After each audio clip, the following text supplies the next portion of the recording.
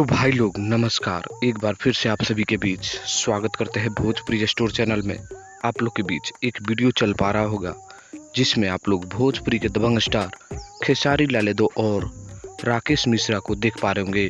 जी हाँ दोस्तों, विवादों के बीच खेसारी लाल यादव और राकेश मिश्रा का ये वीडियो तेजी से वायरल हो रहा है। फैंस काफ़ी पसंद कर रहे हैं, फैंस के द्वारा काफ़ी शेयर भी किया जा रहा है। इस जिस गाने पर आप लोग डांस देख पा रहे होंगे वो गाना है नथुनिया। साथ में एक और वीडियो आप लोग के बीच चलेगा जिसका नाम है सैया जी सबर करिए। आप लोग को बता दूं कि वो गाना जो है अभी अभी कुछ मिनट में ही आप लोग के बीच आदिशक्ति फिल्म पर रिलीज हो रहा है, तो उसको भी आप लोग ढेर सारा प्यार दीजिएगा। जबकि ये गाना बहुत ही तेज़ी से वायरल हो चुका है नथुनिया। जबकि बात करें विवादों के बीच खेसारी लाल यादव और राकेश मिश्रा का, ये वीडियो आने से काफ़ी विरोधियों को पच भी नहीं सकता है। आप लोग क्या कहना है इस वीडियो के बारे में नीचे कमेंट करिए।